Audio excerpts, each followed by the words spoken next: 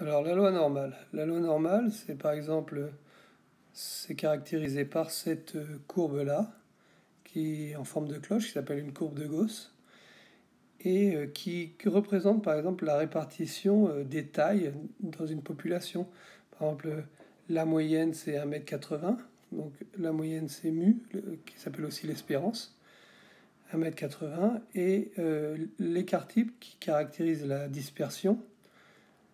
Et on voit que si on s'éloigne de la moyenne, ben, par exemple si on va sur 1,90 m, il y a de moins en moins de monde. 2 mètres, il y a moins en moins de monde, et c'est réparti comme ça en forme de cloche autour de la moyenne. Bon, si on prend une autre population, eh ben, on peut avoir par exemple une moyenne plus basse, à 1,70 m. Et selon que l'écart type est grand ou petit, s'il est grand, la courbe est plus écrasée et aplatie. S'il est petit, ben, c'est plus concentré, il y a moins de dispersion autour de la moyenne. Alors cette courbe, ben, par exemple, pour calculer quelle est la probabilité d'être entre 1,85 m et 1,90 m, ben, ça correspond à cette aire-là. Alors ça se note comme ça. Alors c'est une variable x qui mesure la taille, c'est une variable continue parce qu'elle peut prendre toutes les valeurs, par exemple entre 1,80 m et 1,90 m. Nous, on avait vu une autre variable aléatoire qui était la variable binomiale, qui était discrète, qui comptait le nombre de succès. Donc elle pouvait prendre 1, 2, 3, mais pas 3,5. Là, elle peut prendre des virgules, donc on dit qu'elle est continue. Donc voilà, quelle est la probabilité qu'il soit compris entre A et B. Et pour ça, on a vu que ce calcul d'air pouvait être lié à des calculs d'intégrale, mais nous, on va utiliser les fonctions de la calculatrice, à savoir, vous savez, dans distribution pour la Casio, stade, distribution, là où il y avait la loi binomiale, ben à côté, vous avez la loi normale, n comme normale, et puis pareil pour la TI, c'est dans distribution, vous avez cette fonction. Alors, pour la remplir, c'est facile, vous mettez la borne inférieure entre quoi et quoi ça doit être compris. Et puis vous mettez les caractéristiques de votre loi normale en question, c'est-à-dire l'espérance et l'écart type. Puis ça vous calcule directement. Alors il faut connaître la règle des 1, 2, 3 sigma. Ça permet de ne pas avoir à utiliser la calculatrice des fois. Ben, si vous vous écartez d'un sigma à gauche et d'un sigma à droite de la moyenne, ben à ce moment-là, vous avez 68% des personnes qui sont entre ces deux valeurs.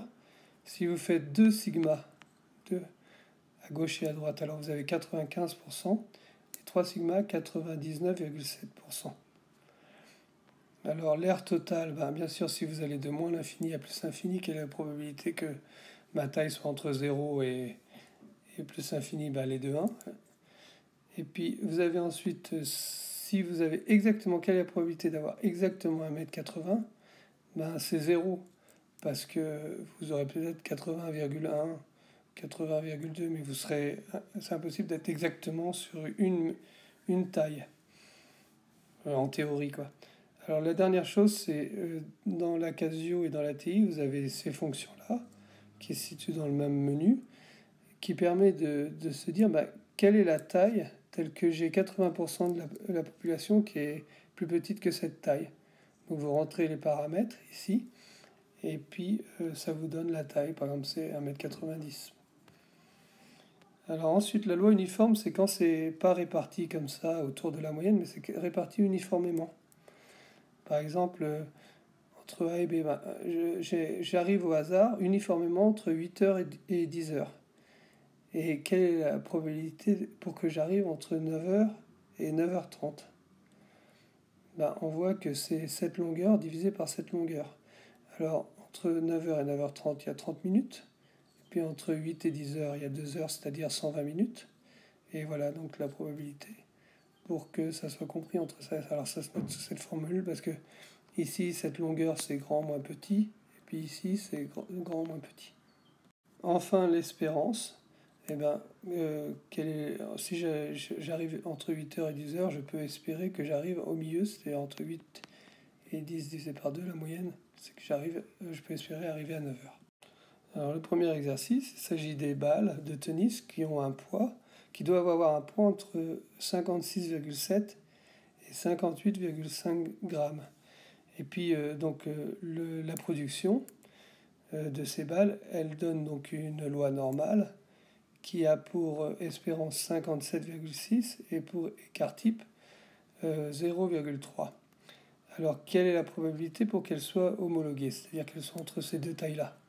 Donc, finalement, il faut que je calcule la probabilité pour que ça soit entre 56,7 et 58,5. Alors la première chose, c'est que je peux remarquer que c'est la règle des 3 sigma. En effet, si je prends la moyenne qui est 57,6 plus 3 fois sigma, 3 fois 0,3, ça fait plus 0,9, et bien ça fait 58,5. Donc c'est bien ça. Et puis si je fais moins 0,9, je trouve sur 56,7. Donc c'est bien ça. Donc là, je suis à plus 3 sigma, à moins 3 sigma. Donc là, d'après la règle, eh ben, il y a 99,7% qui sont entre ces deux bornes. Alors sinon, je peux le faire à la calculatrice. Alors à la calculatrice, c'est toujours un peu pareil. Donc ça va présenté différemment, mais c'est pareil. Donc vous allez dans votre menu distribution, vous choisissez donc la loi normale, vous avez la borne inférieure, la borne supérieure, entre quoi et quoi. Après, vous devez remplir l'espérance. Et après, l'écart type.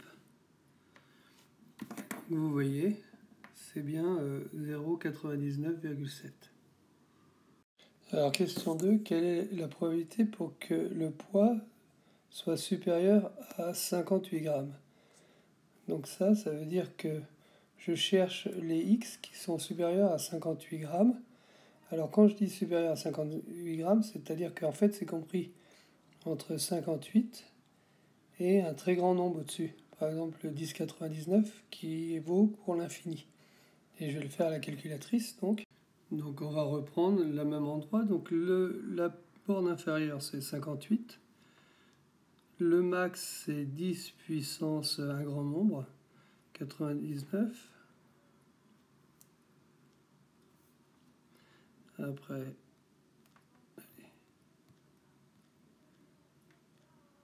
bon, voilà, l'espérance et l'écart type c'est le même. Et donc on voit que ça fait 0,09, 9% de chance. Maintenant, la loi uniforme. Alors donc elle arrive à 8h30 et lui il arrive au hasard de manière uniforme entre 8 et 9h. Donc quelle est la probabilité que Coralie attende plus de 10 minutes? Ça voudrait dire que s'il attend plus de 10 minutes, c'est qu'il arrive entre 8h40 et 9h. Entre 8h40 et 9h, il y a 20 minutes. On va tout mettre en minutes pour pas avoir de problème. Et entre 8 et 9h, c'est 60 minutes. Donc ça fait un tiers.